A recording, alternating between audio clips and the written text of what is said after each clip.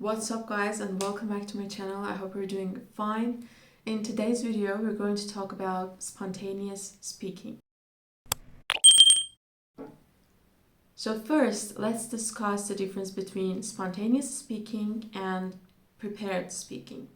In spontaneous speaking, everything happens in the moment and we don't have so much time to think about the answers that we want to give.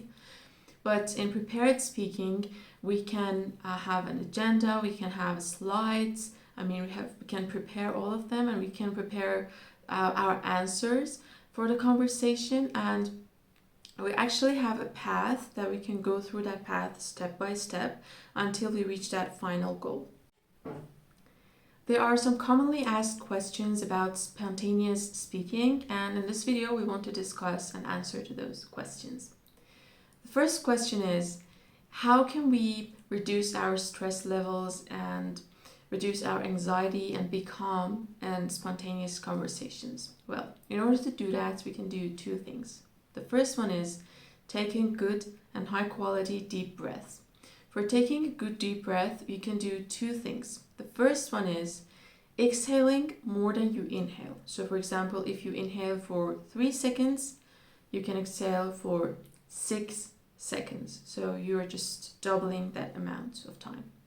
The second thing and the second method is the box breathing method. In box breathing method, we should inhale for 4 seconds and take that fresh air into our lungs. Then we should hold our breath for 4 seconds. Then we have to exhale slowly for 4 seconds. And we should repeat these 3 steps as much as we can until we get recentered and refreshed. The second thing that we can do is listening very well and being present in the moment, or being present oriented. So in order to listen very well, we have to try to rephrase the things that the audience and the person in front of us say, and we can ask some clarifying questions to get some time for ourselves to collect all those ideas before answering to that spontaneous question. The second question is, how can we have structure while we are speaking? Well, in order to have structure, you can ask yourself 3 questions. What, so what, and now what? Well, what means the ideas that you have, the beliefs, the product or the service that you want to give to your audience. The second question is, so what? Well, so what means what is really important to your audience. And now what means what happens next. So when it comes to spontaneous speaking, so many people think that we should only focus on what we're going to say. But in fact, there are 2 important components: what we're going to say and how we are going to say that thing. The way we say something is actually our delivery component.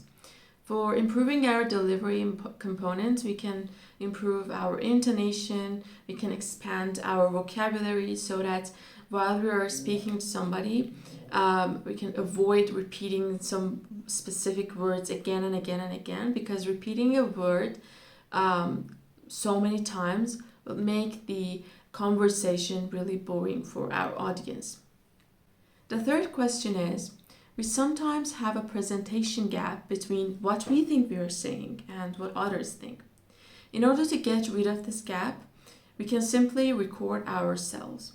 So when we record ourselves, we're actually taking 3 really important steps. The first one is repetition, the second one is reflection, and the third one is feedback. So after you listen to your own voice, you can try to find those problems and solve them. For example, you can say that I repeated this word again and again and again. I don't want to repeat it, so you can go and find some synonyms for that word. Or you might say that my voice was not good enough, so you can work on that, and so on. The fourth question is, how can we be brief? Well, in order to be brief, you can ask yourself 2 questions. Number 1, think about your audience and think about the things that is relevant to them. And the second question is, focus on your goal.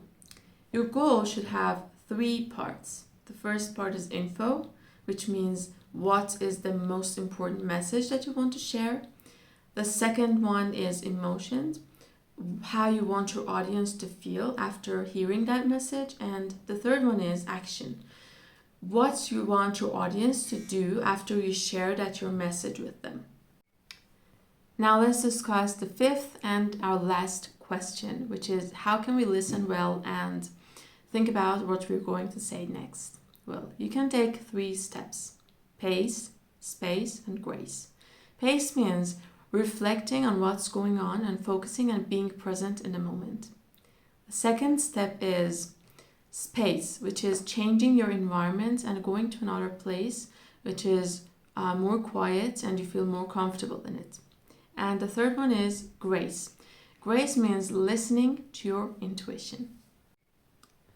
Thank you so much for watching this video. I hope you guys enjoyed it. Please subscribe to my channel, like this video, and share it with your friends. And I'll see you in the next video. Bye!